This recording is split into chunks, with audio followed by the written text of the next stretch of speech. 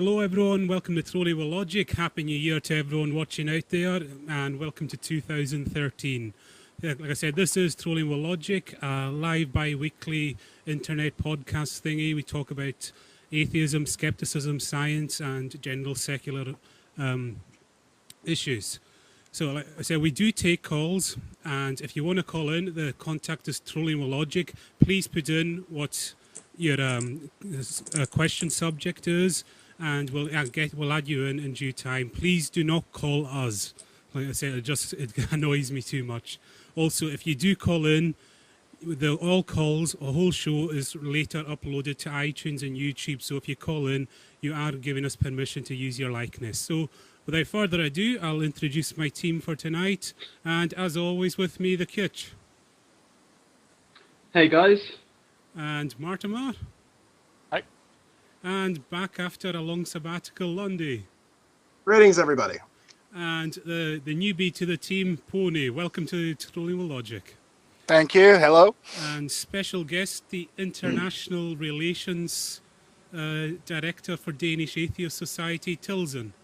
Hello. Yes, and I got your title right for once.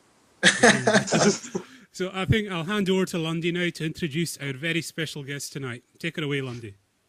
Greetings to everyone watching Trolling with Logic. Welcome to Trolling with Logic in the year 2013, post-Mayan apocalypse.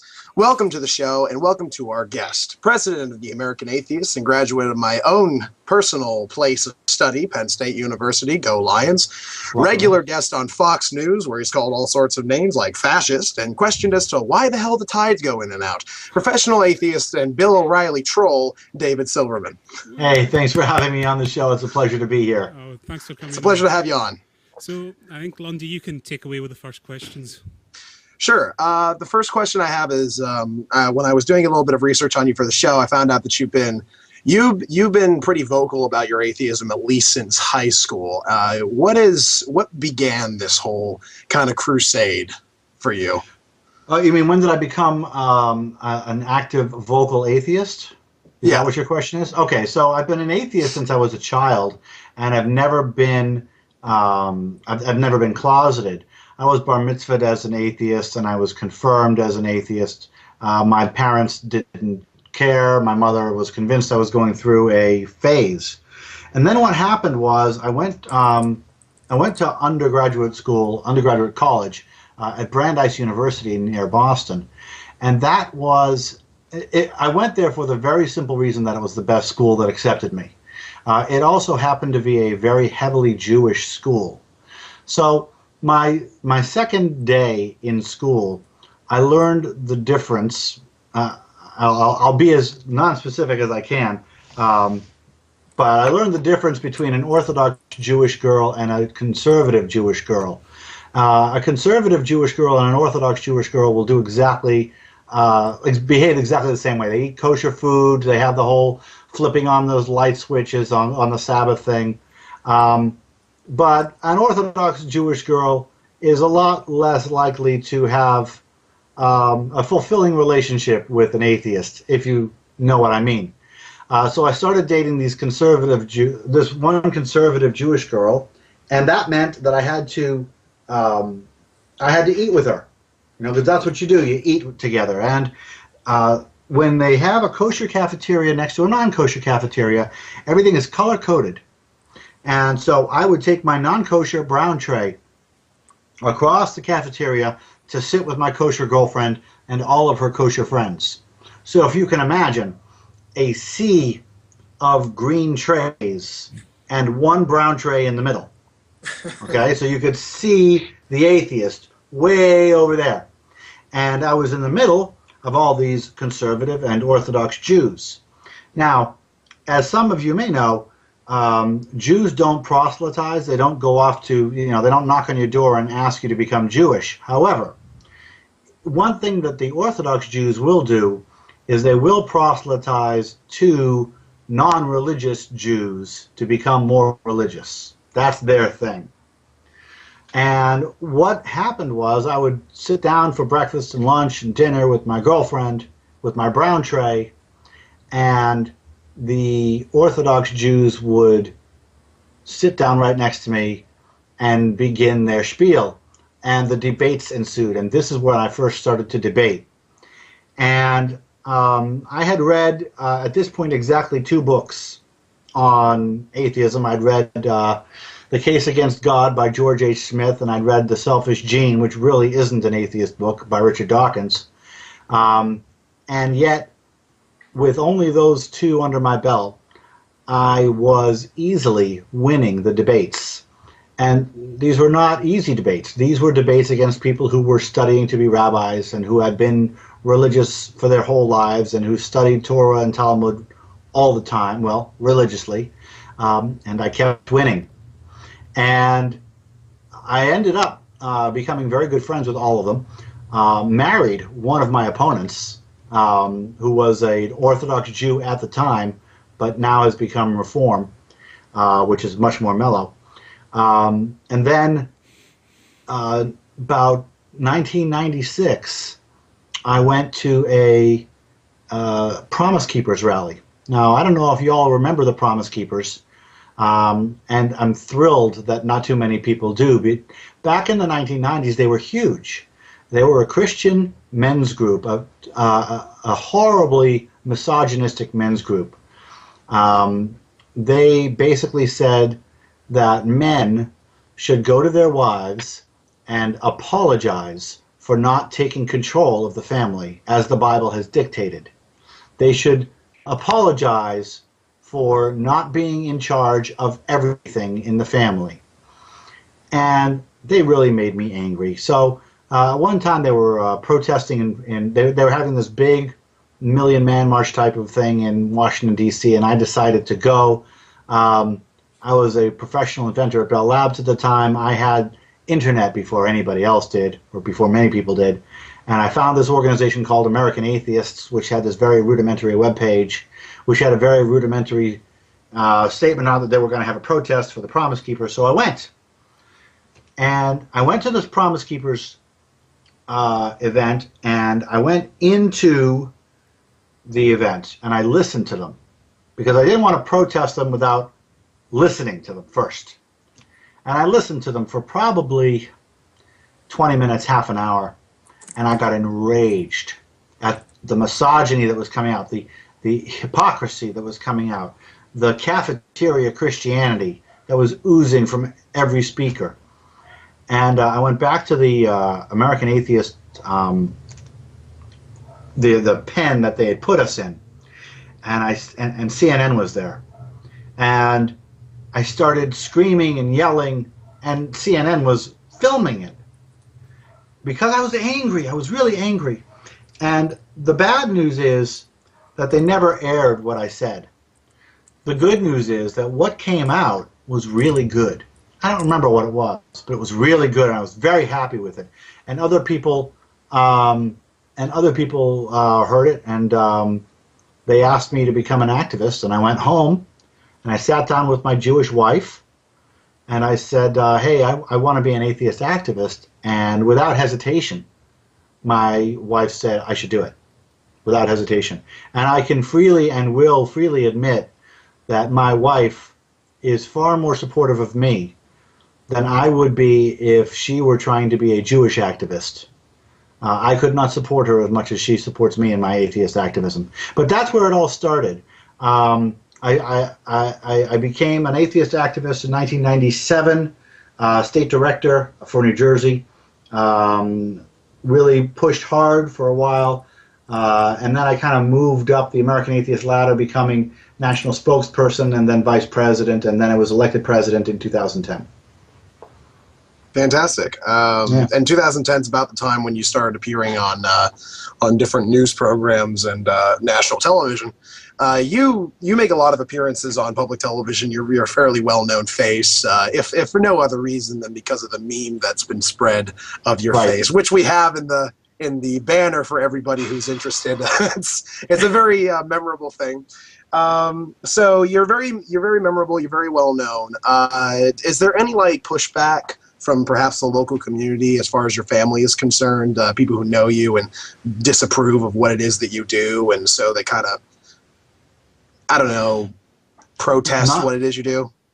Well, I get a lot of protests and I get a lot of pushback, but none of it is from the local community. I haven't received any negative local community feedback actually ever. My daughter goes to public high school. She is, you know, a teenager now, but she's always been the daughter of an atheist activist, and I've been on television for longer than I've been president. I was national spokesperson for 4 years, so I've been going on television for a while. And yeah, I get a lot of hate mail and a lot of threats, but nothing from the local community. I can say I would say zero from the local community that would be negative. Sure, some people disagree with me, but I would not say that I've received any sort of hate or any sort of threats from the local community. No, it's not bad. And my daughter has not. I mean, she gets her standard, you know, school stuff. Kids pick on each other all the time, but not really about that so much. Not really about atheism and not about me. I think well, first of all, I live in New Jersey, which is East Coast, northeastern United States. It's pretty tolerant here. There's lots of atheists in New Jersey, and I think that's the secret. It's strange because New Jersey isn't exactly known for its hospitality to people, so it's just weird to see that, like, it's totally cool here. Everyone's totally cool with what I do here. This is yeah. Weird. It's a high pressure state, but that's because of our proximity to New York. And you know, I mean, I can drive to New York real quick, and it's it gives us a high pressure. You know, there's a palpable pace to New Jersey. And if you go west, even just a few hundred miles, it really slows down. If you go out to, like, you know, mid-Pennsylvania, Harrisburg, Pennsylvania, where I used to live, it's a very, very different pace. But here in New Jersey, it's a very fast pace, but it's not, it's very diverse. That's the thing about New Jersey. It's extremely diverse. There's everyone here. And that means there's a lot of atheists and there's a lot of science here. And that also helps. Remember, New Jersey is where Bell Labs is, or was. That's where I used to work. Also Telcordia, also Johnson & Johnson. There's a lot of technology here, and that implies a lot of atheism. It's weird that you would mention Harrisburg. I actually live in Pennsylvania. I'm about an hour away from Harrisburg. It's not a very far away place from me. I always considered Pennsylvania to sort of be the bow tie of the Bible Belt. Very, very conservative state, very high-profile Christian state. If you look at letters to the editor in, like, any newspaper in the state, you'll find plenty of people bitching about evolution being taught in schools. It's not a very atheist-friendly state. So, did that help pressure you at all to get involved in the atheist activism? The fact that you were at least in your college years, you were in a state that was very, very conservative. Well, in my college years, undergraduate, I was in Boston. Graduate school, I went to Penn State in University Park, which is a town around a huge university. So that really doesn't count as a state. That's really its own little entity inside the state. But then I lived in Harrisburg for 2 years, and I was the first atheist a lot of people had ever met. In fact, a lot of people didn't actually believe me when I said I was an atheist. That's where I got told not to say I was an atheist by my friends. Don't say that. Don't say that. Well, yeah, that's what I am. No, don't say that. But this was 1991, 1992. Times were different back then. I've been back to Harrisburg since then a few times. Harrisburg has a couple of large, thriving atheist organizations now that didn't used to exist, and I'm very happy to be that way. That is that way. But yeah, when I was back in Harrisburg, I got a lot of pressure, not so much from my local community, but because I wasn't an activist back then, but I was an outed atheist, and the people who knew me didn't like it, and they made it known. And too bad. You know, that never really stopped me from saying anything. Yeah, there's a sort of Streisand effect when people say that you should not talk about your atheism in this area, because it tends to make you want to do it even more. It tends to make you want to be a lot more vocal. It's really weird. So I actually encourage people to keep trying to discourage atheism, because the more you push, the more you tend to have us fight back a lot harder. It's really helpful to us when you try to discourage us. So keep going on, keep doing that. So you're regularly brought on to Fox News, the sort of like the representative of all atheists. But regularly it's seen that on Fox News, what they do when they bring you on is they have you on specifically just to like kind of beat up on you. There was the hurricane thing that you were on for, like how do atheists prepare for a hurricane, where you had like 4 people on there telling you that you're being very condescending to believers and blah, blah, blah. Bill O'Reilly regularly has you on for, attacking Christmas and being a fascist. Like, I don't understand, why would you continue to go on to Fox News, of all places, knowing what they get you on there for, when you could be going to places like, I don't know, CNN, MSNBC, a lot more atheist-friendly atmosphere, I think. Is there like a reason why you go to Fox? Yes. And first of all, there's a very big misnomer in what you just said. It's not that I'm going to Fox News where I could be going on to MSNBC or CNN. That is not the case. I go where I'm invited. They invite me on. Uh-oh. Hello, everyone. Hello, what? The sound got cut off there. Yeah, could you repeat that again? Yeah, it just cut out. Sure. Sure. A lot of people. I just want to make it clear that it's not that I'm passing up CNN or MSNBC to go on Fox News. News is inviting me on, and other news organizations invite me on less often. In fact, one of the reasons I go on to Fox News is because CNN and NBC and CBS and MSNBC watch Fox News, and they want to see what Fox News is talking about. Another reason I go on Fox News is to give them rope. I do like to give them rope. I like it when Bill O'Reilly comes off, tie goes out, therefore God exists. That's great stuff. I like going on to Stuart Varney when I can, ask a simple question: did God send the hurricane? The simple, the real easy questions that nobody's ever considered. The last time I went on Stuart Varney's show, he was making jokes about Madeleine Murray O'Hair's death. It was just the kind of thing, Madeleine Murray O'Hair founded American Atheists, and then she and her son and her granddaughter were murdered and dismembered and buried in a shallow grave. And Stuart Varney was making jokes about that. And I thought that was hideous. And the thing to consider is, and the question that I would ask you is this: if it wasn't for me going on those shows, let's just talk about Hannity and O'Reilly for a moment. If it wasn't for me and other people like me going on those shows, would you watch those shows at all? A lot of people will say, no, I would never watch those shows. They're shit. They're crap. Why in the world would I watch Bill O'Reilly? Well, it's important that we watch O'Reilly and Hannity, because it's important that we be reminded how low these people are and what they will do to get their way. O'Reilly actually tried to redefine Christianity as a philosophy instead of a religion for a very specific reason. He wanted to do it because he wanted the government to be able to endorse it. He wanted to get the special privileges from the government so that and have it not involve the separation of church and state, because Christianity is not a religion. So I wanted to make sure that people understand our side would not watch their side if not for our side appearing on those shows.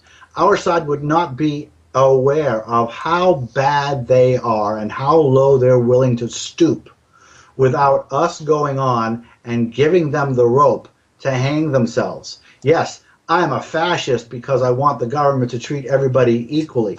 I put up a billboard, so I'm trampling the rights of Christians nationwide.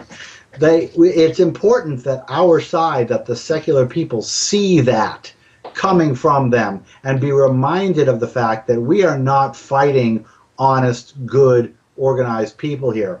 And we're not fighting Christian people either. We're fighting Christianity. We're fighting the Christian right. And these people are not nice people. They're not good people. They're liars. They're cheaters. And they will do whatever they can to preserve an unjust inequality from our government, up to and including changing the definition of the words and saying that I don't know, therefore God did it. Very good points. It is a good point to say that if we didn't have like someone like you on Bill O'Reilly's show, we were much less likely to watch his show. And as you said, for good reason, because even when you're not on the show, even when he just says people who purely just agree with him on the show, he'll say things that are blatantly incorrect about the separation of church and state, about the First Amendment, about all these different things, just promoting a very myopic worldview. And it's important that we understand that is coming from that area and what exactly it is that we're fighting. Before I get into audience questions, we do have some audience questions in the chat room here. I just want to say that on a personal level, when Bill O'Reilly tried to redefine Christianity as a philosophy, speaking as a philosophy student who is trying to get his PhD in the subject, that really angered me. The fact that he could say that, like, I know Christians who would tell him, you are wrong in every sense of the word to say that. You are an incorrect person, and you should be very saddened by the fact that you said something that stupid. Because no philosophy, if it's just a philosophy, it's not concerned with this huge metaphysical construct that is the source of all things that exist. It's not concerned with ultimate purpose in the universe like that. It's just, there's so many things that are intrinsic within Christianity that is not within a basic philosophy. And that's really you should not be expecting truth from Bill O'Reilly. You should not be expecting truth. You should be expecting hype. And I'll tell you something when that's specific to that show. After that show, something new and fresh happened to me that really had never happened to me before after I'd gone on an appearance. I got 6 different calls from 6 different Christian people who called to tell me, A, they disagree with me, B, I'm not a fascist, and C, Christianity is a religion. 6 different Christians called me just after that show just to tell me, no, I'm still a Christian, I still disagree with you, but he was wrong there. And that's great, isn't it? Now that really exposes to them how fallible Bill O'Reilly is. And they're not used to taking their cues from fallible people. Yeah, it's definitely good to see that there's a level of absurdity that Fox News and the people who spread these very damaging political views, the fact that they can get to a certain level and at that point they've broken a limit as far as many other Christians are concerned, and that's where the limit is, and they say, whoa, you're going a bit too far. It's very good to get them that far. So let's move on to some audience questions. By the way, anybody who does want to ask a question to David Silverman, you can type the question into the chat room on blogtv/people/trollingwithlogic, or you can add Trolling with Logic onto your Skype, and you can call in and ask your question live. The first question we have is from Nicole SD. Wants to know what your reaction was the first time you saw the Crocoduck. So what did I miss? Oh, by the way, everybody, Admiral Casey is here, one of our regular co-hosts, just came onto the show. Currently, we're asking audience questions to David Silverman. As a reminder, Trolling with Logic on your Skype if you want to ask him live. blogtv/people/Trolling with Logic if you want to go to the blog TV and ask the questions within the chat room. So, we are on a question by Nicole SD. How did he feel when he first saw the Crocoduck? Well, I first, when, let's see, that was Kirk Cameron. And Kirk Cameron and what's his name? Ray Comfort. Yeah. Ray Comfort. I have actually met Ray Comfort, and I've okay. So the Crocoduck and the Ray Comfort thing actually do have a substantial impact, or at least they had a substantial effect on me, because it was through Ray Comfort and through this whole Crocoduck thing, and through the whole banana thing, that I realized that people who bash evolution know nothing about it at all. And it's something that we really have to understand as atheists. And that is that the Christians who push away from evolution, who say evolution is flawed, who say evolution doesn't happen, they do not understand it at all. They're completely out of the loop. They talk about macro versus microevolution. They talk about cats giving birth to dogs. Like does not give birth to non-like. They have all these great ways of saying things that make no sense at all if you know even a cursory understanding of evolution and how it works. And this is a problem that's facing our nation. You know, a lot of people say, well, what does religion do? How does religion actually hurt? Well, this is how it hurts. 40% of our country doesn't believe in evolution. And I'm willing to go out on a limb and say 99.9% of the people who don't believe in evolution don't understand the first thing about it. They think we should have crocoducks. And then the reason that somebody would come out with something as asinine as what Kirk and Comfort came out with is because they don't understand it. They don't understand it because they don't want to learn about it, or they're trying to just hide the fact. You know, the religion is a game of the conned and the conners. Those are the only two people in religion, the conned and the conners. So either these people are deliberately hiding and disguising what we know to be true, or they're just simply not, or they're just simply ignorant of it. And it was the Ray Comfort, it was the Kirk Cameron, it was the Crocoduck that really got that understanding into my head that these people aren't just anti-evolution, they're anti-evolution because they don't have a clue on how it works. And that's a failure in our education system in a great big way. I'm not sure if it's... Go ahead. I was just going to say, you also forgot peanut butter. Oh, yes, the peanut butter. If evolution is true, then not always, but every once in a while, when I open up this jar of peanut butter, there should be life inside. Right. Biochemist. The peanut butter and that it is amazing how little they know. And the question is, do they know that little, or are they lying through their teeth? Those are the only two. Yes. That's actually my idea, is that a lot of them understand that what they're saying is in fact a misrepresentation of evolution, but lying for Jesus is the one kind of lie that's okay, I guess. So moving on to more questions by the chat room. Power666 would like to know, why is it did you lose the iconic goatee? I wish I had a better answer. It just itched a lot. And that's just it, you know. I mean, I know that the marketing side of me, I do have an MBA. The meme has a goatee. The meme was taking off, but it was really, really itchy, folks. And and I've had different facial hairs during my life. I had a full beard at one time. I've had a goatee a few times, but at this specific time, we were just not getting along. And it's I wish there was some great better reason, but it just itched the hell out of my face, and I had to shave it off. That's the only reason. I thought it was because it made you look like Satan. Yeah, talking about sir.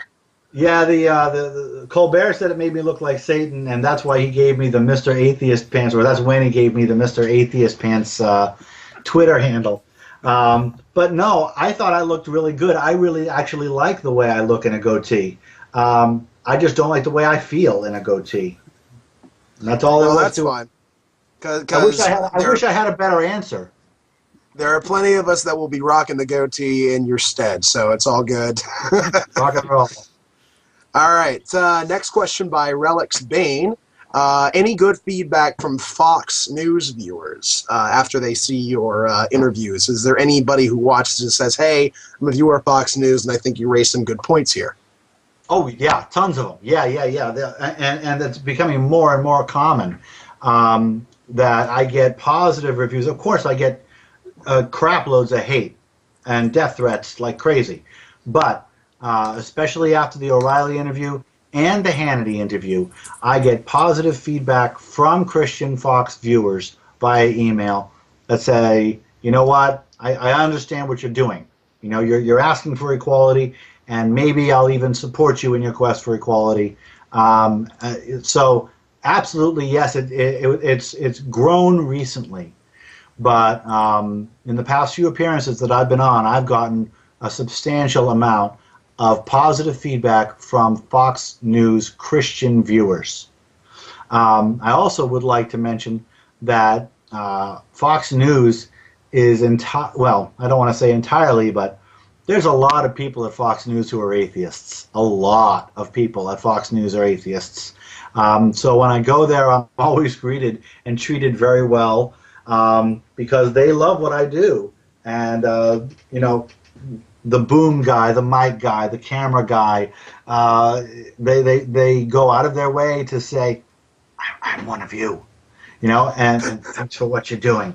And, you know, they won't say it too loud, and some people do say it loud, but it's very encouraging to get that kind of feedback from both Fox News employees and viewers when I go on and supposedly get battered, but I don't think I get battered very much at all. One more question, and we're going to move. Oh, go ahead, Kitch. I just want to ask, just out of morbid curiosity, have you ever been given asked a question that's don't know what the right way to say this, stupider than the infamous Bill O'Reilly question? Have I ever been asked a question stupider than tide goes in, tide goes out, can't explain that? Well, that's about as ignorant as you can get. That question is, I don't understand, therefore God did it. You know, I'm sure the answer to that is yes, but nothing is popping into my mind. A lot of people, the ignorant questions are fading as time goes on. I don't think, well, let's see. Nothing comes to mind. I wish I could think of it, but I can tell you that I have been called worse names than fascist, and worse names than hypocrite, and worse names than what did Hannity call me? He called me a I don't even remember. I don't remember either. Narcissist. Yes, a narcissist. That's narcissist. But one person actually called me an intellectual terrorist, which that has to be the stupidest insult I've ever been given, and that was given to me at a local meeting by a member of the of a Unitarian congregation, a liberal Unitarian congregation, called me an intellectual terrorist for putting up billboards. That's the stupidest insult I've ever been given. That's along the lines of being called like an intellectual elitist. Like, how dare you be intelligent? You know, almost along those lines. I mean, to say that I'm a terrorist, to use the word terrorist, because I do such things as call religion a myth, which it is, call religion a scam, which it is, and put up a billboard or four, which I do. You know, it's amazing that people would go so far as to demonize your own side because they disagree with you a little bit on your methods. It's very disconcerting, and it's really something that we, as a movement, have to get past. There's a lot of fighting in this movement about, you know, you should do it this way, you should do it that way. Your billboards should say this, and their billboard should say that. And there's a lot of people pointing their guns inside the movement, and I really wish people would just stop and point their guns outside the movement, because we all have common enemies here and common adversaries, and we're not none of them are inside the movement. The movement's very diverse. The only thing that holds us together is our atheism. I'm a gun owner. I support a small government and a strong military. One might call me a Republican if I was able to vote Republican. And a lot of people disagree with me on a lot of those things. But we're all fighting this. So we have, essentially, we have the thinnest possible movement. Okay? And when I say the thinnest possible movement, I mean that there's only one thread of one thing that holds us together. There's not, if you look at the gay rights movement, there's gay marriage, there's transgenders, there's gay rights, there's gays being fired, you know, there's a whole bunch of things that hold them together. With atheism, the only thing that holds us together is our lack of belief in a deity. And that makes our movement very thin. And that means that we need not fight each other, that we actually need to fight outside of that line. That actually is that's actually a very good segue into the next question that was asked by user on the blog TV, Tim Brooks. He asked what your particular view on the Atheism Plus movement is.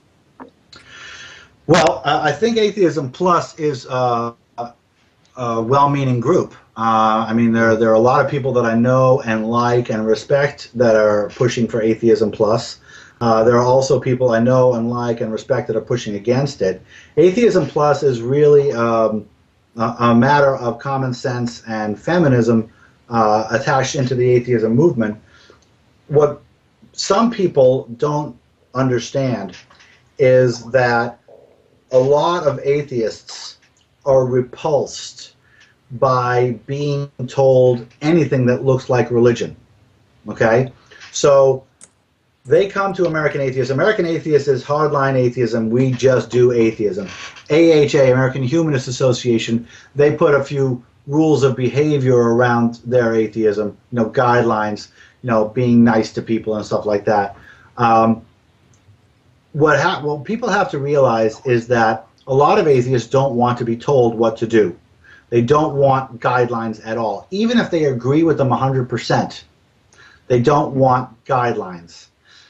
And it is my perception that American atheists, specifically, we have to focus on atheism.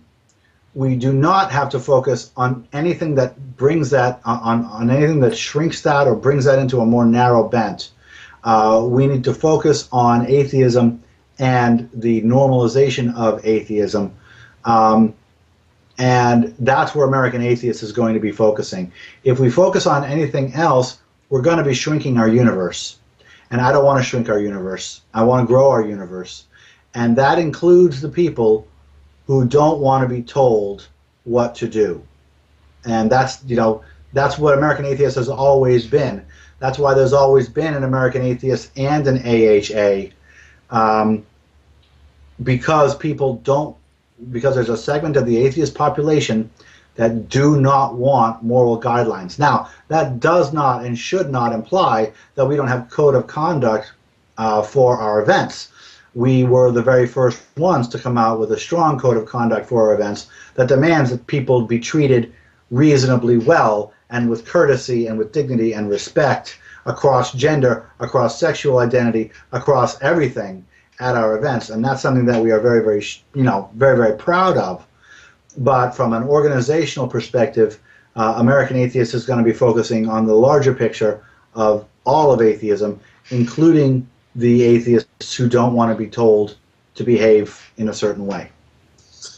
All right, good points made all around on that one. I think we can pretty much agree that in the long run, you can go ahead and come up with these different organizations to promote humanism, to promote feminism, to promote all these different things. But the main thing that we are concerned with is the atheism part about it and promoting that in the public eye. So there's two more questions from the audience.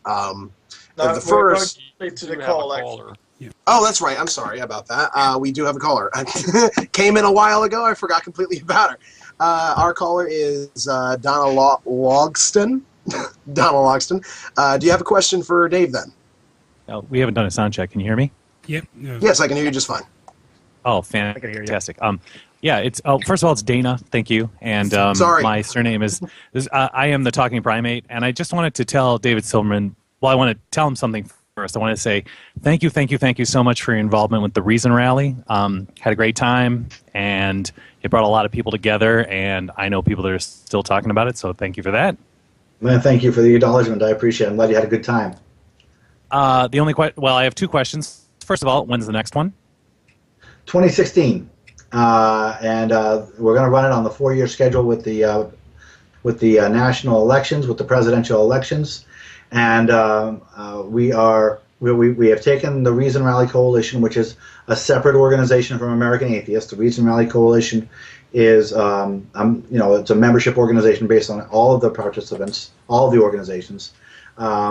We are putting it now, very, very shortly, into almost a mothball status, where we'll just hold it until 2014, which actually is next year, and then we'll just start it up again. I don't think I'm going to be running the next one. I don't want to run the next one. I think it's time for me to hand it. It should be handed off to someone else. And I'm really looking forward to not working that hard ever again. But I'm thrilled that you came, and I'm thrilled that it happened. I think I still can't go through all of those pictures that I took from the stage and not get a little bit of a tear in my eye, because for that kind of an event to happen in the rain, it was just I was just so proud of all of the activists, of all the people who came to this event. We were expecting something smaller, and we got something massive, and the entire movement saw it, and all the organizations saw how well things work out when we all put our shit to the side and work toward our common goal, and we come up with something as spectacular as that was. I'm really proud of it, and I'm very glad you had a good time, and we'll be doing it again in 2016. Well, thank you for that. And my last final question is, and you've probably answered this on several occasions, so it should be a softball for you. What's the most dangerous thing about religion as you see it? Ignorance. It's the most dangerous thing about religion is that it stops people from thinking.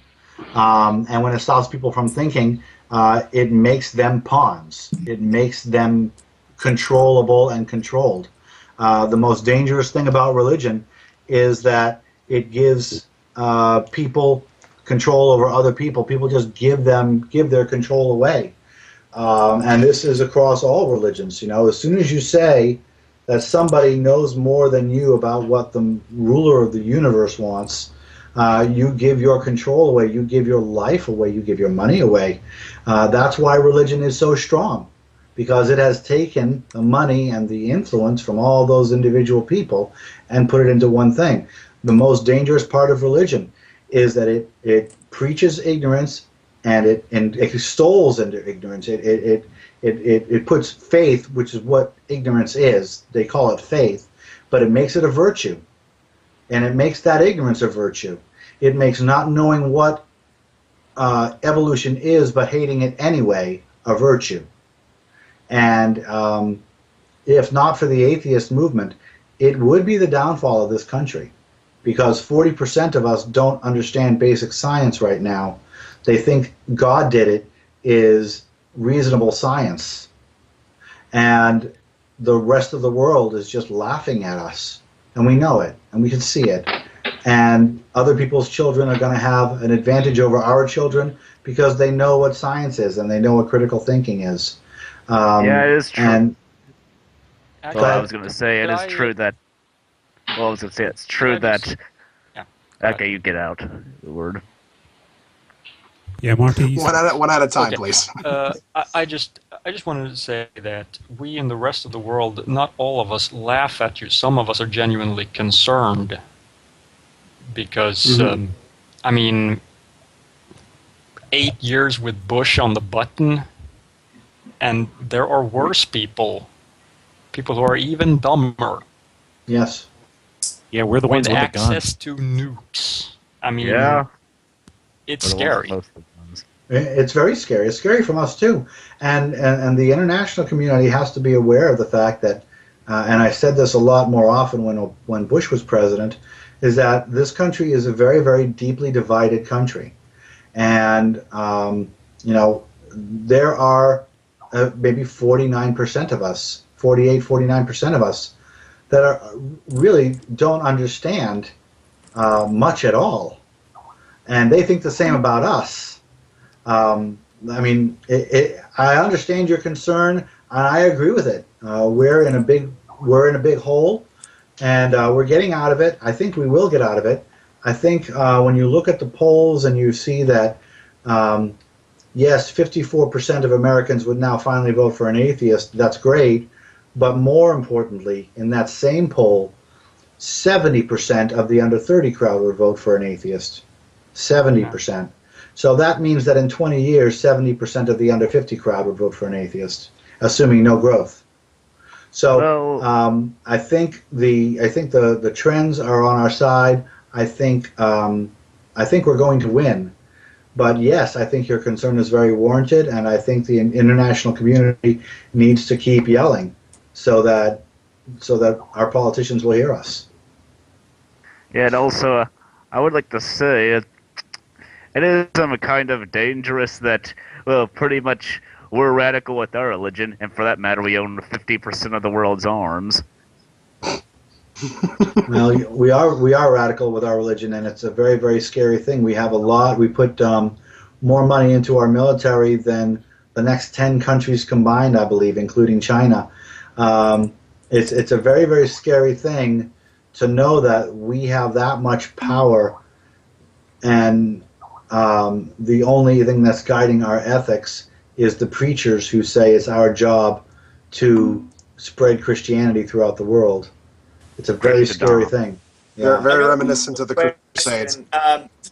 I'm the head of the Danish Atheist, not head of Danish side, but the international relationships. And talking about the international community, one of the problems we at least have here in Denmark is the apathy. People don't really care. Even though we got a state church, we have priests who don't want to bury someone because they're homosexuals, but still, we, the atheists in Denmark, always get the, why do you care?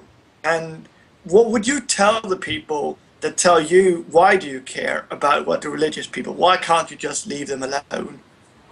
Because it's their job not to leave us alone. Okay, remember, we're not talking a group of equals here. We're not talking, I'll let you do your thing, you let me do my thing. If that were the case, they'd be right. But the Christian people in this world are not content to let us do what we want to do. Their job is to convert us. Their job is to save the world for Jesus, just like the Muslims' job is to save the world for Allah or bring the world to Allah. This is not a live and let live world. And Christianity and Islam are not live and let live religions. They are live my way, or I'll try and change you, or I'll try and conquer you, or in some cases, or I'll try and kill you. So I think when we're talking to apathetic atheists, we have to drive home the point that religion is not just a different thought pattern from atheism. Religion has an evangelical point of it, an evangelical aggressive stance by default.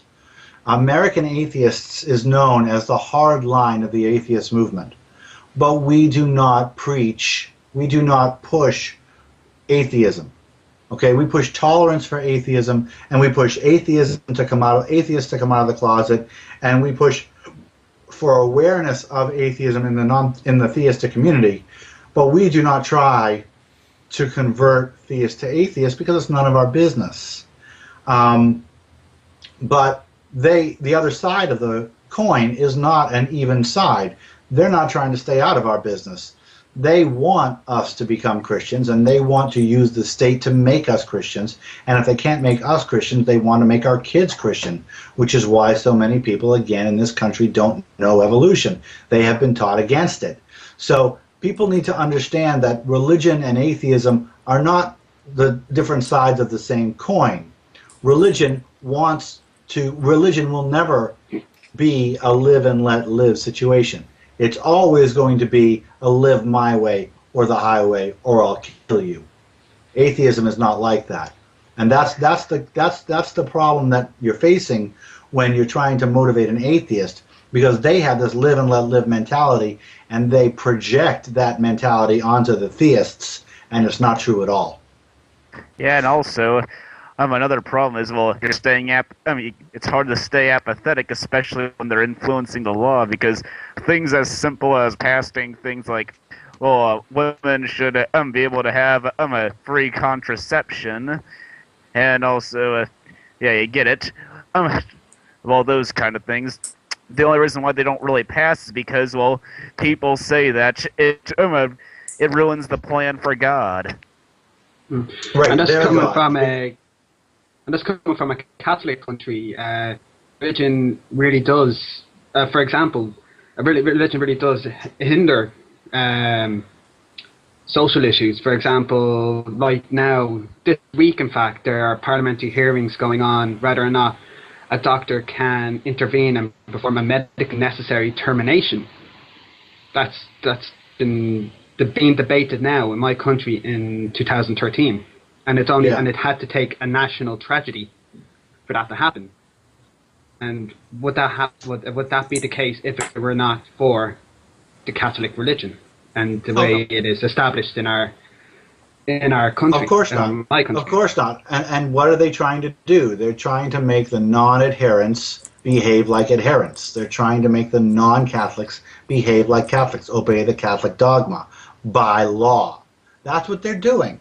And that's not something that atheism does. That's not something that anything that I would do is. But that's what they're trying to do. They're trying to use the law to make non-Catholics act like Catholics and obey the Catholic law. And also, well, I was going to say, Casey, I'm gonna have to cut you off here. We don't have a whole lot of time left, and we do have another caller. I'm gonna have to sign off. Dana, it was good to have you on. Good to have you ask questions to Dave. So thank you, Dana, for coming on. We're gonna have to bring on our next caller, Zulu, if you wouldn't mind. all right. Because unfortunately, we only have an hour with Dave, so we have to keep moving. Whatever. All right, our next caller is Jay. Jay, welcome to the show. What do you have to ask to Dave? Good evening. Hi, David. Hello, Jay. You said very interesting things in your interview with Fox. I call Fox nonsense, non-logic channel. Yeah. So they ask you about the reaction of Muslim when you put the poster about Islam and other religion, and you said the reaction from Muslim was something like good. No. You said the reaction from Muslim was it's not bad. They told me it is free country. You can say what you want. Yep. Sometimes you said that. Correct me, please, if I am wrong. Sometimes I feel atheists in West, they are not give the Islam what it deserves. They treat Islam like it is forgiving religion, it is good religion, it's acceptable religions. You are not even criticize them. You appear them like you appear Islam. I don't criticize people, I criticize religion. So you appear religion, Islam religion, at it is sometimes it is cool, indirect. Of course, I know this is not your intention, but in some way or another, you did that. Not only you, David, but a lot of atheists in West, and that's make our work, our fighting against discrimination and injustice and awful and violence in Islam. That's make our work as atheists or seculars so hard and difficult. Okay. And you add another weight on our shoulder, and we are already fighting so hard to be survive in Middle East, because we are get every single they sometimes threat for death or for a lot of things. So please, guys, don't do that. I know it is the violence come from Islam makes some of you may be afraid because Christianity is not that violence like Islam. Islam kill you. The people, radical people, kill you directly. And even there is in Quran there is a tax kill you if you are different than Islam. But even though, Jay, just please, if you could you let Dave respond to what I already have said? Because We don't have a whole lot of time. So. Yeah, we only have Okay. Dave for a few more Jay, minutes. Jay, I want to first jump in and say thank you for your call. I appreciate what you've had to say. I have been openly critical of Islam on numerous occasions, and I can't quite think of any time when I've actually been soft on them. American Atheists draws Muhammad on Draw Muhammad Day, even though Draw Muhammad Day has been dropped by the founder, because we find it important to protect our freedom. I've also launched a Twitter campaign, which is a hashtag Islam is Barbaric, which basically has people carrying signs talking about the realities of Islam. The truth is the truth, though.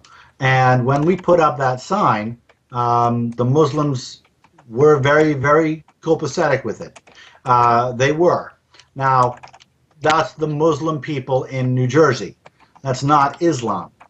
That's the Muslim people in New Jersey. And remember, I've already said New Jersey is a very diverse place. And I think they know how to go along to get along. I have said on many occasions that Islam is a primitive and barbaric religion that does not deserve any respect. And we have just recently, American Atheists has joined the International Humanist and Ethical Union so that we can fight against blasphemy laws in the United Nations. So I'm sorry that, first of all, I want to say I'm sorry you have the perception that I'm soft on Islam or that American Atheists is soft on Islam. I'm sure you're correct that other atheist organizations are soft on Islam because they're afraid. We are not.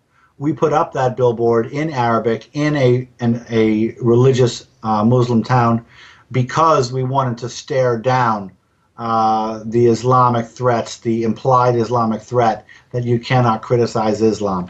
And we will be doing it again. However, I will like to tell you, Jay, that if you find American Atheists doing something that is excessively positive for Islam, I want you to call me and call me on it, because I don't believe I'm doing that. So I thank you very much for calling. We are on your side 100%, and we are not afraid of criticizing the backwards and primitive religion that is Islam and their false prophet who raped a child. I want to add the Danish atheist side is not afraid either. I think one of the big important thing is that we need to support the atheists in the Middle East, the Pakistani groups who's a member of Atheist Alliance International. We need to support the atheists who have to hide in Muslim community. I have friends who are atheists but have to say they're Muslims because they fear for their own safety within their own family. Yes. It's very important for us to help those people, but I don't think that the major national organizations are being soft on Islam. Yeah, in fact, if I could say, I think it's more like they're trying to take care of the problem in the here area, as in, well, I guess the reason why is since Christianity is a lot more active in the West, such as in the U.S., Islam isn't really seen as too big. But of course, I know that it's a big problem, and that it can be a big problem. But of course, I guess it's not exactly that we're soft. More like we're trying. We have to focus our battles in our own grounds. I guess is what it's more like. Well, yeah. Remember, what American Atheists is doing is trying to protect the battle between church and state, and almost all of that battle is being forged by Christianity. So we find ourselves fighting Christianity much more often than we find ourselves fighting the Muslims and the Jews.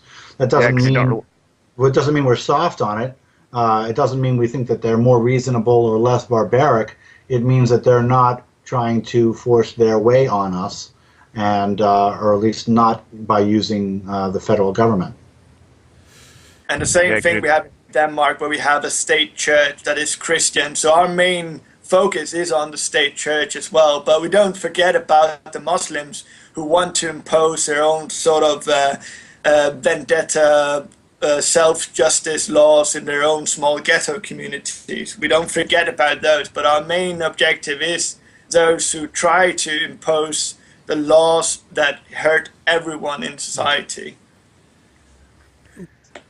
Okay, I think. All right. Yeah, we're approaching the first hour of our show. Dave, I know you said that you only really had an hour to spare, so I guess we're going to go ahead and just wrap it up here for you, if that's okay. I really appreciate you having me on the show and letting me speak. It's wonderful being in a situation after coming off of O'Reilly and Hannity to actually be able to respond with complete sentences, and I don't have to rush. I would like to mention that we have a big national convention coming up. It's our 50th anniversary convention. It's going to be in Austin, Texas at the end of March. The website is atheists.org, and it's probably going to be our largest convention ever. We booked a larger set of rooms for this convention than we did for the Reason Rally, and we already have sold out that hotel. We're already in an overflow situation. So if you can come to this convention, it's going to be a lot of fun. We're going to have live music. We're going to have a comedy show. We're going to have a pub crawl, and we're going to have our third annual costume dinner where everybody can come as your favorite god or atheist or whatever. So I hope everybody can at least consider coming to that. Austin, Texas, an Easter weekend. And check out online on atheist.org. We are suing the IRS for fair taxation, and I think we're going to win. But yeah, I do have atheist.org or atheists in plural.org. It's plural. Atheist, ATHEISTS .org. And there's all sorts of good information on there, and we're going to be and read up on that lawsuit. We didn't really talk about that because it's not really applicable to an international audience, but we are suing our tax system to get rid of the preferential treatment for churches. And it's going to be a very big lawsuit, and I'm pretty sure we're going to win, so it's going to be great. But I do have to go. My voice is cutting out, and I do have other things that I need to take care of. I want to thank you all for coming, and thank you all the callers and the typers for the questions. All right. Thank you very, very much, Dave. Everyone in the chat room, thumbs up. And there's a link down below the chat room for the American Atheists. So click there for information. Everyone, thanks to Dave. Good night, Dave. Or good afternoon. Thank you for coming on, Dave. Thank you. Take care, everybody. Pleasure. Thank you, David. Thank you, Jay. Bye-bye. Bye. So we got a thumbs up in the chat room for Dave. Very good. As a reminder, this will be uploaded onto our iTunes, the entirety of the interview plus the rest of the show that we're going to be doing here.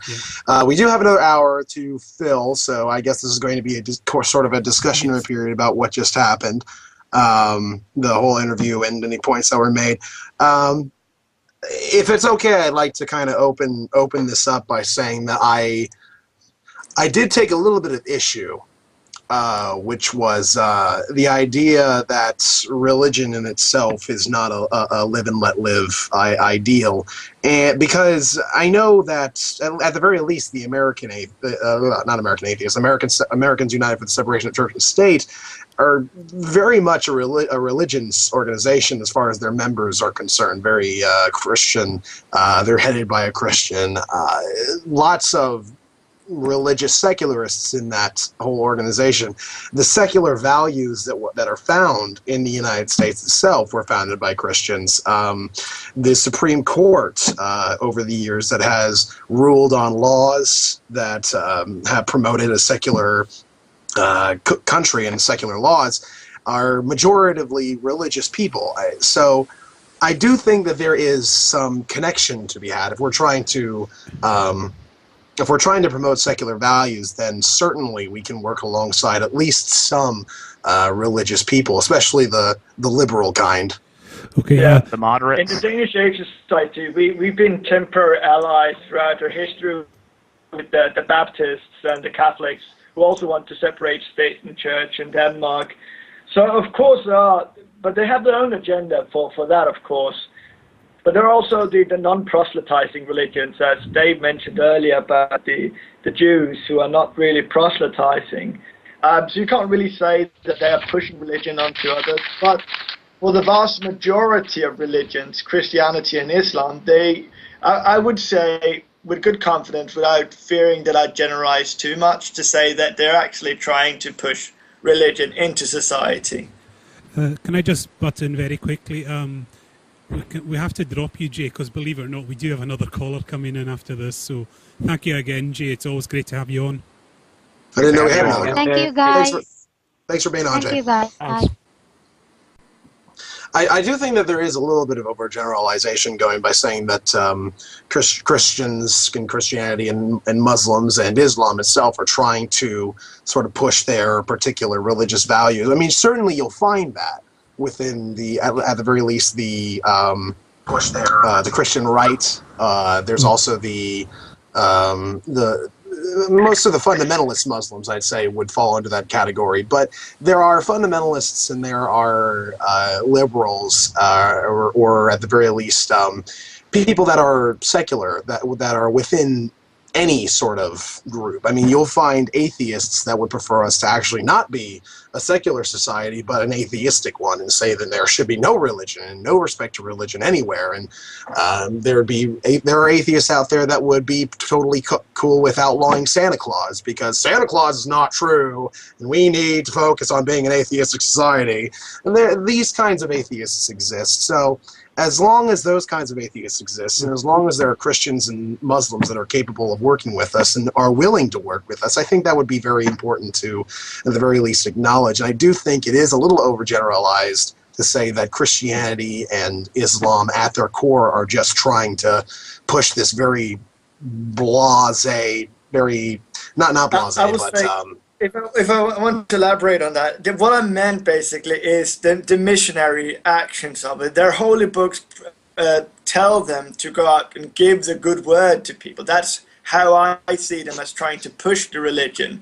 And not necessarily that they want to change the laws of the country, but they still don't really do the live and let live, the whole proselytizing thing. That's what I see as trying to push religion onto others. Yeah, like Uganda, you know, like that.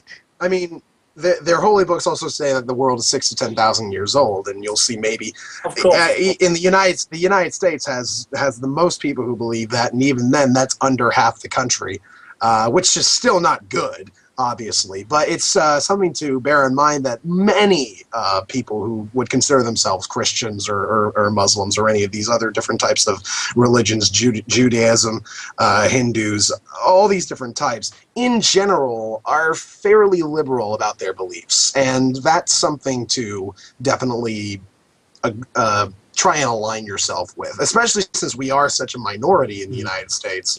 At the most you could say, the most liberal numbers you can give for the amount of atheists in the United States are about 20%, and that's not enough to get any sort of legislation passed or defended. We need to align ourselves with some people who agree with us, be them religious or not. All right, I'll bring in the caller here. Paulie, can you hear us? Yeah, I most certainly can, fellas. Right. I just first of all wanted to say I really appreciate the panel. I wish I could have been here for the whole first hour. But there's been some fantastic points brought up that have been covered since I tried to call in the beginning. Thanks again to Dave for being here. For me, I do not claim to be an atheist, first of all.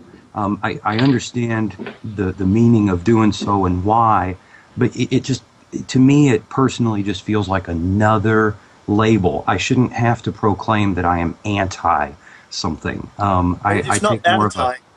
of a. If I could finish real quick, I have more of a libertarian approach, if you will, that I think we should all just kind of be left alone. And I agree that the separation between church and state is probably the biggest issue I have. I don't understand why in the religious community, if you will, that there is not the understanding that the laws for every man should not be written by a few that have their beliefs based on faith, which is nothing more than a lack of evidence to substantiate their claim. So I appreciate what you guys are doing, and I really just wanted to take a minute and say thank you, and just say that I'm here for the support, whether or not I call myself an atheist or not. I appreciate each and every one of you. Yeah, it's totally cool if you don't want to call yourself an atheist. I'm personally fine with that. I know plenty of atheists that... It's weird. I probably know the most atheists out of anybody in the panel, and this is a bit of an assumption on my part, that actually actively dislike the atheist community at large. Dislike the whole idea of movement atheism, dislike the whole idea of politicizing atheism. And I can kind of see their points, especially when you have places like, or movements like Atheism Plus, trying to substantiate a very liberal feminist ideology and political ideology, and trying to tie that to atheism, which, I mean, if you're going to do something like that, you have to understand that you're validating everything that Fox News is saying about this whole discussion. That it is, in fact, the God-fearing conservative Christians versus the godless atheist liberals. You're confirming that by saying, yeah, we are the liberals, we are the feminists, we are the pro-liberal social programs, and we are also the atheists. And by doing that, you're confirming what they say, and it's just counterproductive as far as I'm concerned. Sure, no, I couldn't agree more. It's, you know, strangely enough, I'm a big proponent of old guys that have a very philosophical approach, like McKenna and those guys, you know, and for me, it's just quite simple. If we continue to tile emotions and feelings over with very simple words and data sets, it makes it difficult to try to convey the emotional context behind that word. It's a tough call. I agree. So I think one of the big There's issues. a fellow out there by the name of Non-Stamp Collector. A lot of folks within the atheist community are aware of him. I don't know if you guys are or not, but he did a speech. It's been a couple years back, comparing the whole, you know, you have to believe in Yahweh because you claim you're an atheist and you wouldn't argue it otherwise, with comparing it to an imaginary religion and belief in this five-roboted figure called Voltron. And to this day, it's one of my absolute favorite videos. I think he summed it up so well. There are a lot of leaders within the atheist community that I think can be sufficiently listened to as being very decent at what they do, but even then they're still fallible. I mean, I consider Richard Dawkins' ideas to be very good for the most part, but then every once in a while he'll say something like, we shouldn't vote for Romney because he's a Mormon, and we should vote for Obama because I personally think he's a closet atheist. Like, that's not very helpful. That's it's said with such a strange idea to it, like, oh, Obama's a rational person, therefore there's no possible way he could be a Christian. Like, that doesn't help us. He's part of Church of Christ. He's part of Church of Christ, from what I remember. Yeah, I mean, it's been pretty much established that he's a Christian, just about every way that you can think of. They to his church, they've looked at through his history. He's been a Christian for decades, and yet, no, I don't believe he is. His father was atheist. It's almost as silly as the people who are trying to color him as being a Muslim, a secret closet Muslim. It's that level of there's no evidence behind this claim. You're just kind of like making it just because of some sort of personal political bent. Well, actually, he's been called everything from Muslim, a Hindu, an atheist, an agnostic, and so far they haven't reached space alien, or have they? I'm not sure if they have. I don't. It would be fun to see that, though. Sam Harris has declared that. Apparently, he's a clusterfuck of religions, according to the religious right. He lives in everything. Yeah. Neil deGrasse Tyson has declared that Obama is a space alien. that would be a fun headline. They didn't even say that he was that he could be a space alien because there was a scar on him. They believed that that his skin was actually sewed onto him for a disguise. But I'm not sure if this is a parody or not. But of course, I just remember hearing it in my 11th grade year. But as comedic as it might sound, if our president gets up and thanks God during his speeches, I don't care what label we put on it. For me, it's offensive. Yeah, I wouldn't find it offensive. Personally, I don't find it offensive if he's going to thank God, because that is his personal beliefs, and I'm not one to say you're not allowed to have whatever personal beliefs you have. And he's not making a political statement by thanking God. That's just something that he thinks is part of his personal belief set. So long as he's not like ending a bill in God told me to write this bill, so long as he's not saying, because I'm a Christian, I need to promote this particular political ideology, so long as that stuff isn't happening, I'm not offended. What I am offended by is when, take for instance the Democratic convention that happened this past year, where they decided against the majority, as far as I'm concerned, we're going to add God in here whether you like it or not. I'm like, no, I'd rather you not. Yeah, me too. Okay, any other points? What? Paulie, any other points? No, that was it. Fellas, I appreciate it. Again, thank you. I'll go ahead and graciously bow out and listen to the rest of the conversation. Thank you again. Been great having you. Pleasure having you on. Thanks. Pleasure having you on. Thank you for calling in. Well, that was fun. Do we have any more callers? Yeah, hold on, I'll just get them, so please talk. Well, All right, we'll fill in the time as he's getting the callers. CSP was saying something in the chat. Apparently, the Atheism Plus people were offended by our show today. Oh, great! The Atheism So I Plus guess people were offended by our shows. Yeah. Awesome! I love it. Stick to humanism, Seabear, not Atheism Plus. Seabear, can you make like a little link in the chat there to whoever tweeted about us and I'm said, checking it right now. these fuckers. I love it. I would love it if you link that. I think we have a friend of yours on call right now, Randy. Hello, everyone. Hey, Rob, how you doing? I am doing great. I have a few things I'd like to say or maybe discuss.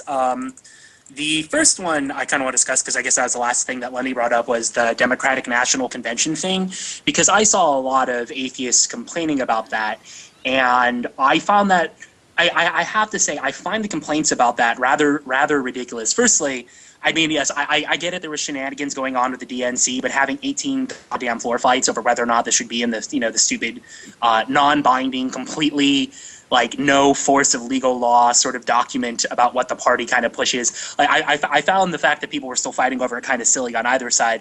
But to be honest, as an atheist, I don't think the Democrats should have taken that out of their party platform to begin with. I think they should have left the original language in that they had in the 2008 party platform because it was in there. And I think that taking it out did nothing but give the Republicans something to basically beat the Democrats over the head with, especially the shit that was going on the floor. So I think that Obama made the right decision in terms of basically saying, you know what, screw it, put it back in the platform. So you see it sort of.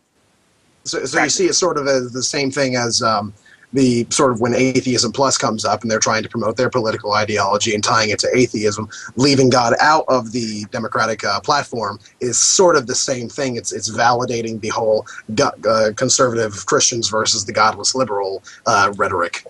Kind of, and I think, yeah, mostly, and I also think there are more important things to really be focusing on, like, I think David Silverman is one of the people who said he wouldn't vote for Obama because of that sort of thing, if I'm not mistaken. I saw a lot of other people saying they were going to vote for Jill Stein or wouldn't vote for Obama because of that thing with the Democratic National Convention. And my response to that is, well, if Romney had managed to pick up your state and that had given him the election, would you all be issuing apologies to all the homosexuals you all sold out because, you were, had a little hissy fit because, someone put a word you didn't like back in the convention platform? That was kind of my sort of thing. Like, there are more important things to worry about. And when I look at the atheist community at large, I'm one of those people who hates the atheist community that Lindy was referring to. I see a lot of whining about things that aren't really all that important. Like, every time someone goes out after, it says, "In God we trust" on our money, or the fighting over, say, that monument in Rhode Island that no one cares about.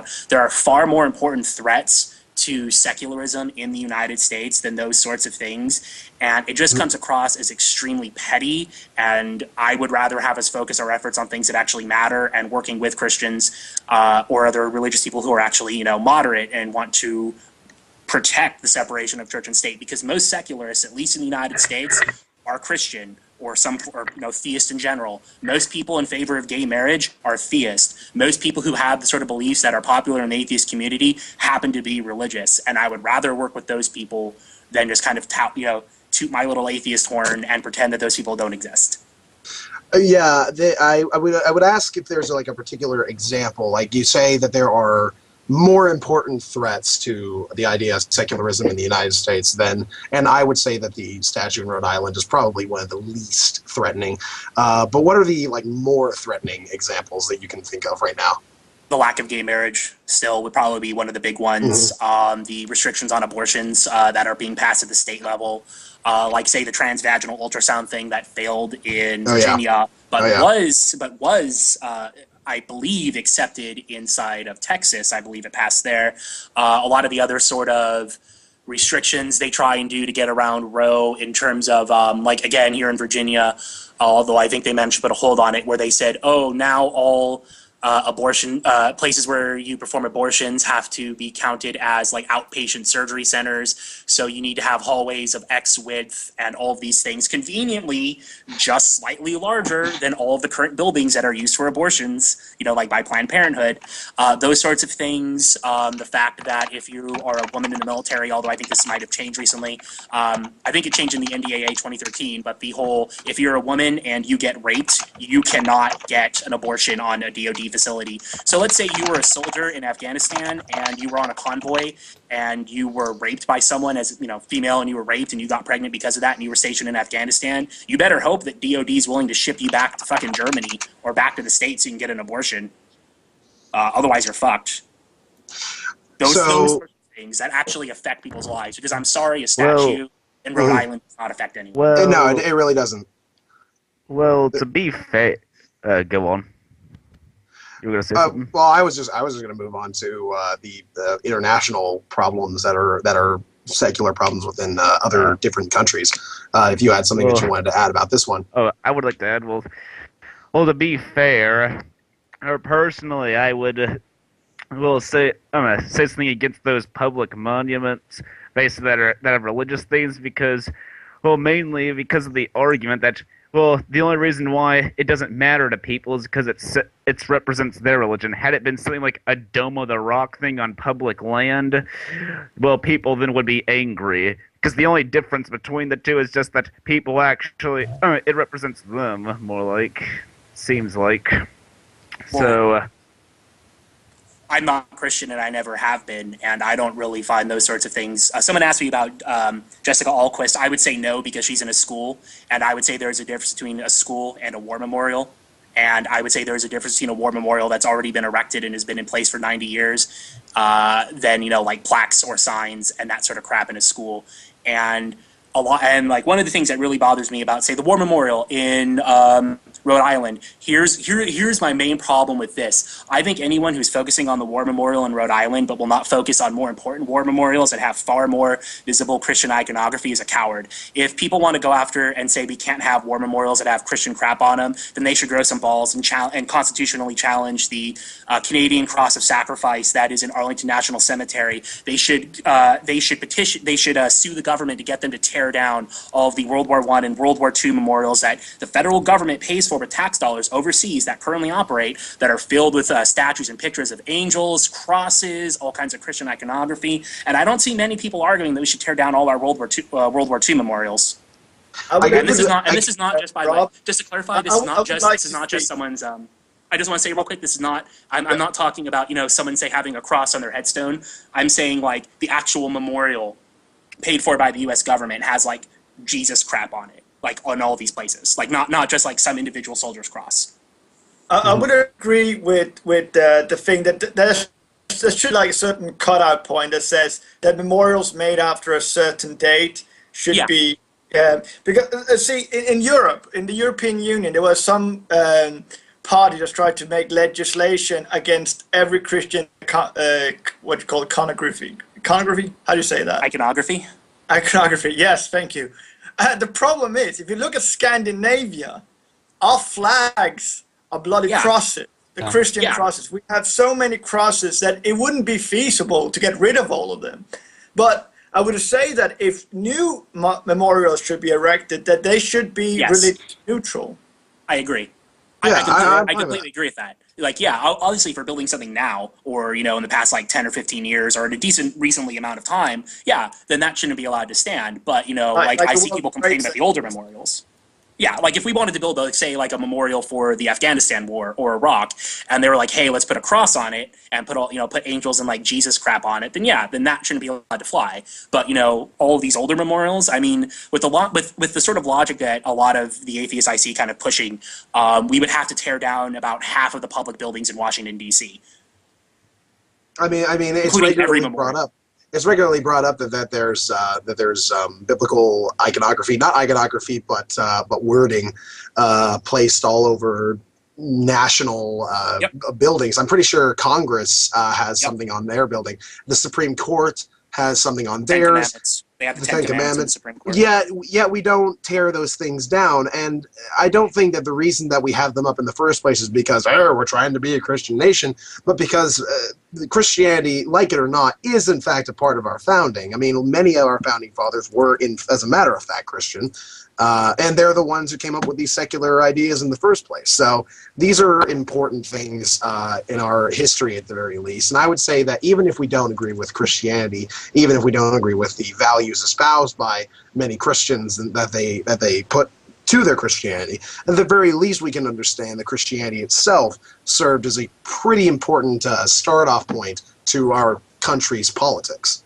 Yeah, and I don't think it's possible to really divorce Christianity in the symbolism and the sort of language from the West. I don't think you can kind of get rid of that from the stuff that's already there. And a lot of it kind of seems, the best comparison I think I can make would be, it kind of reminds me of a lot of the people who want to say, go back and censor Huck Finn. I think, or Tom Sawyer, I think. We took the N-word out of it, yeah. Yes, we had to take the N-word out. That sort of thing. And even though it's completely indicative of the culture. In Sweden, when we passed laws against discrimination against homosexuals, there was talk of banning the Bible, which was, I mean, it's hilarious, but because it's hate speech. Oh, Jesus Christ. Hate speech. That's another reason. And that just, I mean, sure, I guess I can agree that it would be considered hate speech, but come on. Well, as an American, I am completely against the concept of hate speech in general. But yeah, like I mean, like even if I did accept it, and if people accepted them as valid, how would you ban something like that? Like you cannot understand Western history and literature without the Bible. No, exactly, and then it's sort of like an Orwellian feeling that there's people out there who want to go back and rewrite the past, basically, to fit the present. Well, that's why I get angry at a lot of atheists who say like religion's never done anything good or it poisons everything. And I'm like, well, if you look at a lot of the social movements, like a lot of the progressive movements that have arisen in the past like 2 centuries, and a lot of the expansions of freedom and civil rights and that sort of thing, at least in the United States, I'm not sure how it was in Europe, but in the United States at least, a lot of this was done off of the back of evangelical Christians. A lot of them, like the whole sort of like right-wing evangelical Christianity thing is actually a rather sort of new movement. If you go back to like say the 1800s and the early 1900s, like all the people saying we need to take care of the poor, we need to be tolerant of other people. These people were Christians. Don't forget free education. Yeah, all these people were Christians. Doing it because of Jesus. I would say I mostly agree with you on this, but going back to the 1800s, it's important to bear in mind that Christianity was also used as a justification to some of the things that other Christians were going against, sort of like slavery was one of the big things. Christianity can as a point of fact, the Bible has been used to justify completely opposing political ideologies. So it's not something that I would think is very good to point to as being any sort of foundation of a political movement. Yeah, I would have to agree with Big because, well, I think that most of those movements started because of someone else's personal beliefs, and they just used religion to try and get a following. I think it's a very complex matter. I think one of the reasons why there's such a strong social helping community in America is also politically. They don't have that strong government that most European countries have. So people tend to gather in communities where people help out each other because the state is as minimal as it can get in the United States compared to Europe. Yeah, I would agree with a lot of that. But I mean, Lundy, the point I was trying to make is not necessarily like, religion all good and all that. I mean, I just want to clarify because a lot of people say it never does anything good or that they always act like it. It's this inherently negative force. And I think religion in and of itself is neutral. Right. It can be used either way. I think what they're trying to make. And I can agree with that. Yeah. Yeah, I think that's what more people need to focus on is like, it really depends how you use it, and I don't care for religion, and I would be completely fine if everyone stopped being religious. But I think when atheists, I think a lot of atheists do with history and politics and sociology what a lot of creationists and those sorts of Christians do with science, if that makes any sense. I think there are a lot of atheists who kind of play fast and loose with the facts like a lot of Christians will do, or Muslims or whatever, when it comes to science. So, greetings to Abby Normal One to the conversation. Good to have you here, Abby. Hi. Hi, Abby. Abby's sort of YouTube's resident, very liberal, like socialist commie Christian. Thanks. You're welcome. You dirty hippie. So did you want to add anything to the conversation we were having? I was just saying that I've written papers about this. I'm Christian, but music and history and religion and literature and history all were kept for basically hundreds of years. Sorry, I went to a different room. Hundreds of years by monks. I mean, if we hadn't had them, we wouldn't have, I can't say we would never have had it, but we wouldn't have the same amount of data still from that time period that we have now. They protected it from marauders because people were afraid of attacking churches. I would say one thing about that. Actually, the Muslims, I would say, were actually a big contribution back then because when Christians took back the Spanish Peninsula, a lot of the philosophy books that we have today from the Greeks are actually preserved by the Muslims because of the more fundamentalist Christian tended to burn them. About the marauders not attacking churches, the Danish Vikings didn't really care about that in England. I know, but in general, I'm not even just saying marauders. I'm saying just when they would have altercations, and the letter. I wasn't really talking about the Muslims, but I mean, Muslim people also are religious, and they did keep a lot of the information from back hundreds of years, and also a lot of the Christians and Muslims were very instrumental in starting the whole scientific theory and engineering and all these other things that some anti-theists are very quick to, poo-poo, to shrug off. And it's completely unfair. And then also when it comes to modern university study, most of the university systems were started by the clergy.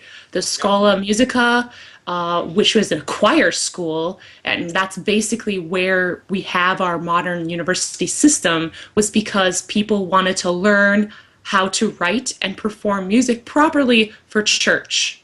And so the way we started teaching education, and they would have to also learn rhetoric, all these other, like the core things, math, philosophy, rhetoric, all these things in that university environment. And that is where we get how our education is structured. But it's not Also, interesting to see Sorry. today excuse me. that Can I? yeah. Yep, go ahead, Marty. Go ahead. Yeah, it's one thing. I mean, I totally acknowledge that religion has done good things, but there are two things. Is for one, was it religion or was it people who just happened to be religious? That's one thing. It was religion. I just want to address that real quick. It was religion. I mean, if you look at Harvard and all the Ivy League schools and most of education, those were founded basically because of religion, not just people who were religious, but religion itself. Like Harvard, They were seminaries. Yeah, they were seminary schools for the most part. So Okay, fair enough.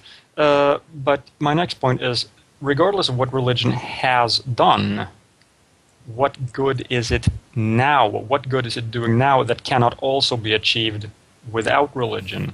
That's another. I can name a few things that are not being done. A lot of foreign aid is only carried out because of religious organizations. Could easily be okay, done. well, but Yeah, yeah, they're not. What But they're the not. point? Yeah, that's the irrelevant. point he's They saying. could be. Though. Hold on. It's not irrelevant because, well, one, no one's signing up to really go carry out a lot of these missions, and that's like saying, well, Bob, gave me a ride to the hospital, but I don't have to thank him because Jim could have easily done it as well. I mean, sure, there are maybe other, sure, you could replace those, but right now, religion is doing these things that are good. I mean, I personally know someone who was the only person able to run, aid convoys into Somalia when Aidid was in charge, when she was working for, I believe, Islamic Relief Services is who she was working for then. But I mean, these groups exist. A lot of the foreign aid that goes out there is, off of the backs of these religious people because they're the only ones who'll do it and go to some of these places. And don't forget, So I think what we need to do there, if we're going to increase the sort of redundancy of religion that I think a lot of the people on this panel, with a couple exclusions, goes. If we're going to try and render religion redundant in these areas, what we need to do is we need to encourage the foreign aid done by secular institutions, or something like Bill Gates' a whole charity when it comes to Africa. That's Red Cross. And don't forget Doctors Without Borders. Yeah. Doctors Without Borders is also good, but secular. But what we should probably encourage is more of that, is what I'm saying. There are these organizations out there, but they're not highly volunteer organizations in comparison to the religious organizations that are offering help.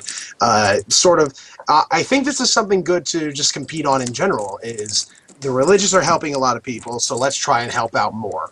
It's just it's a win-win here, regardless of what ends up happening. But when we look at the transparency organizations that are looking into these help organizations, many of the very religious helping organizations actually spend more money on proselytizing than actually helping people. And to my point about the education thing, that it is kind of interesting that we come to a point today where we see Americans who actually want to prevent their kids to learning too much, because it takes away the religiosity of many people the better educated they are. Well, yeah, I mean,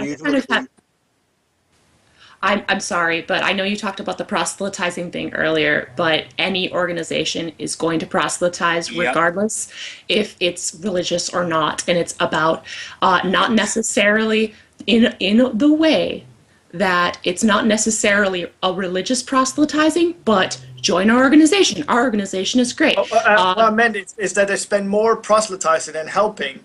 I know all the organizations want people to back them up, but the religious organizations tend to put more effort on proselytizing than the aid than secular organization does. Well, no, that's not necessarily true either. I mean, maybe about proselytizing, yeah.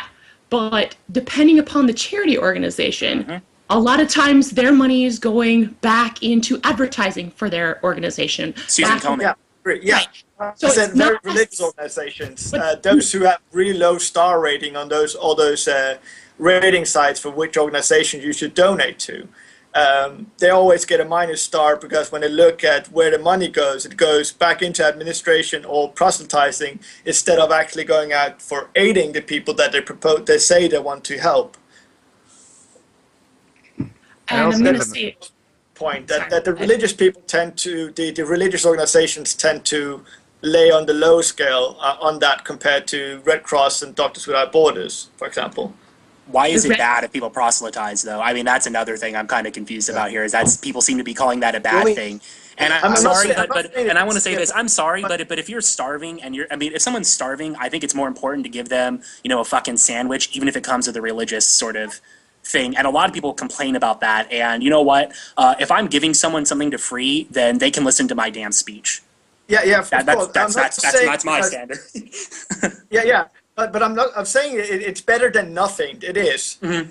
But it's still interesting to see that if there's, but it is also, you have to take in the mindset that they also want to save people because they believe in damnation or there's a heaven, for example, depending on what religion and what kind of denomination. Yeah, I mean, if I'm going to receive perhaps a sandwich from some people who are going to help me, I would prefer it personally. And as somebody who is poor and has experienced extremely destitute situations, I would prefer, if I'm going to be given a sandwich by some people who are trying to help me out, that they leave out the religious stuff. I don't need that. It's not really necessary. If they're going to do it and they're going to give me, and they're the only ones giving me a sandwich, then I got to deal with it. But I would prefer that they not. And so I would promote organizations that don't do that over the organizations that do.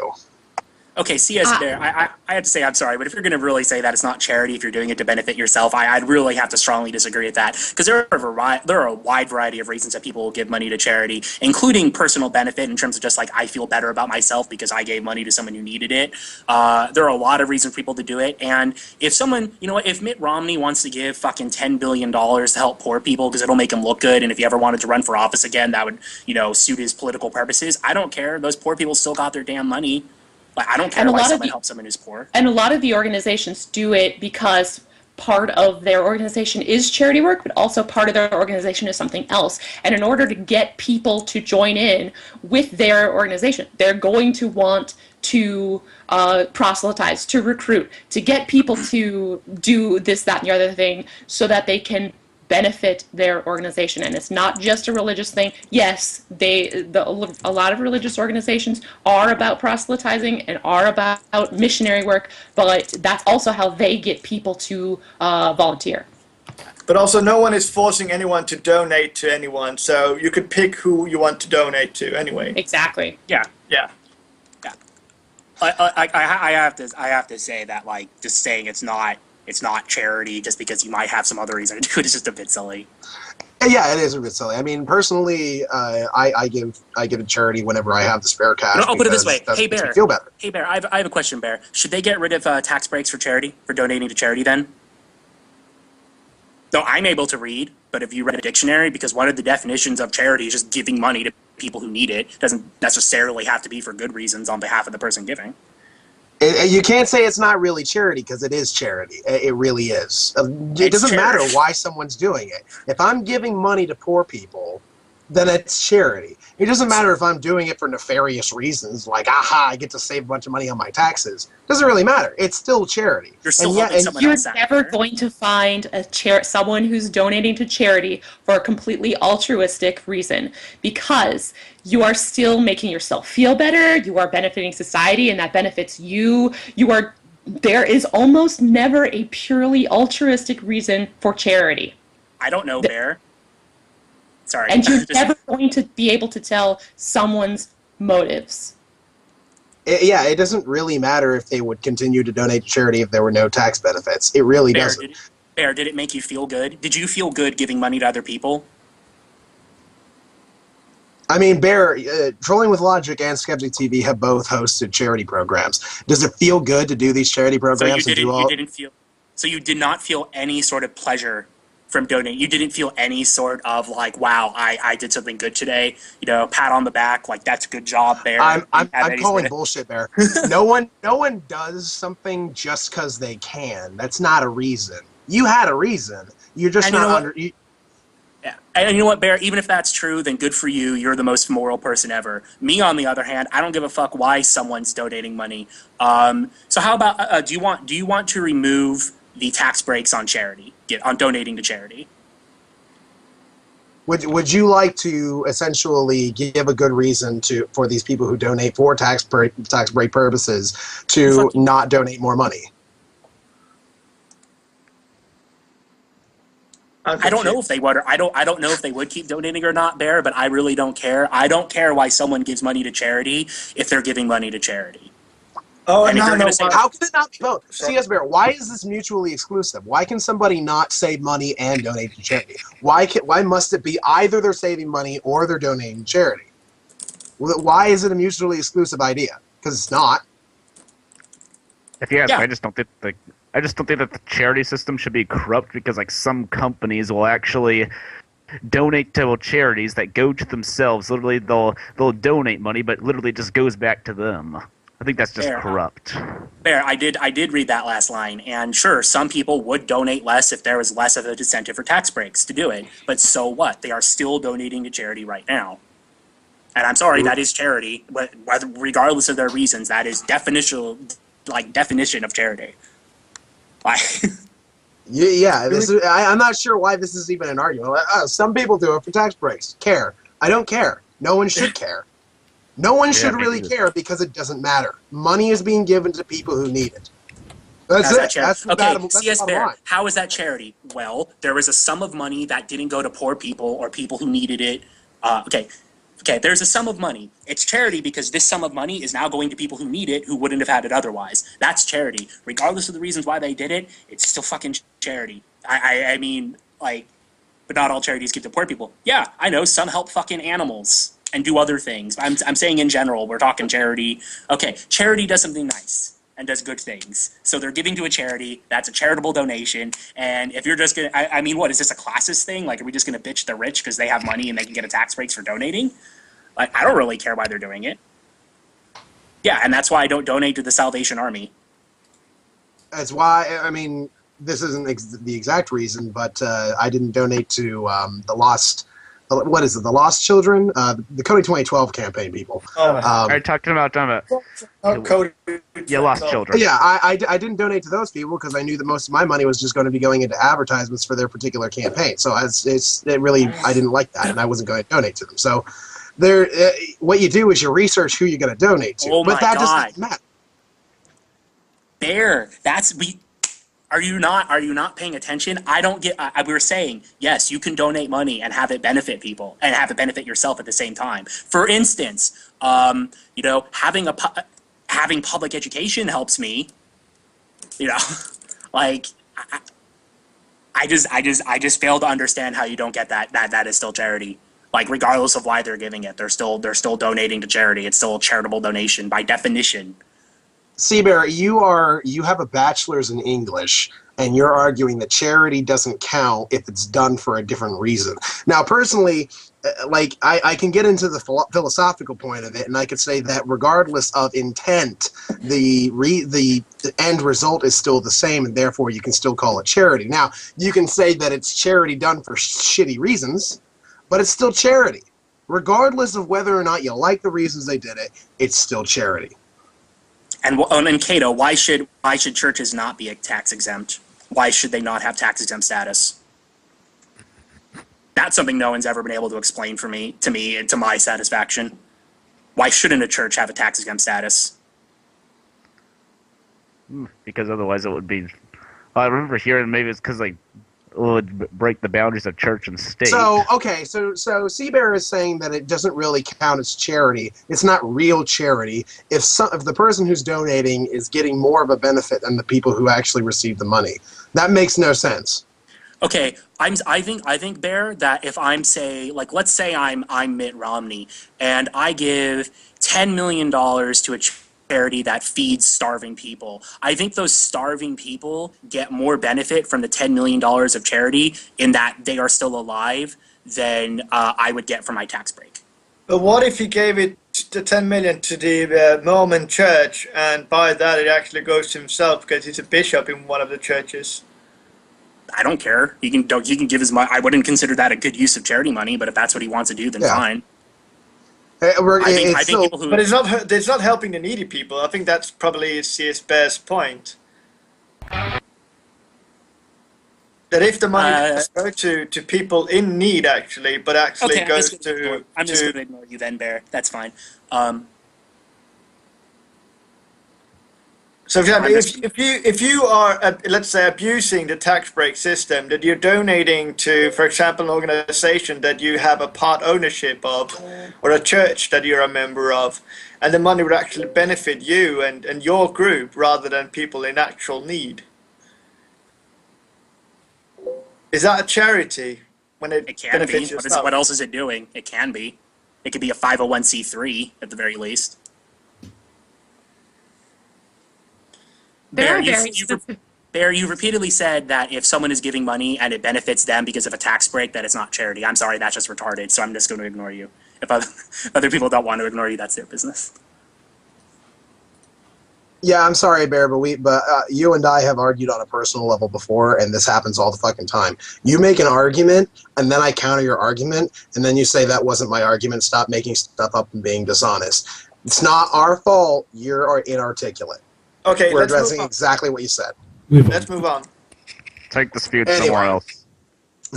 Yeah. Oh, Seabear wants to join the call. Oh, wonderful. Oh, no. Okay, do you know the definition of the word really? I'm sorry. I'm just going to thank you for having me on the call. I'm going to run away. Thank you for being here. Sorry, that got very good. Thank you, Abby. Thank you for calling in. Okay. Bye. Let's move on and find something else to talk about instead of bloody charities, and let's take that. Charity, everyone's focused on charities. Yeah, I don't really care about the discussion too much. I just I want to know about the tax break thing. I mean, why shouldn't churches? Yeah, but this is not a tax. Yeah. Okay. Yeah, we are not an economics show. Yeah. To be clear. Yeah, go on, Ted. Just to say 6 trolling with minutes economics, not trolling with logic.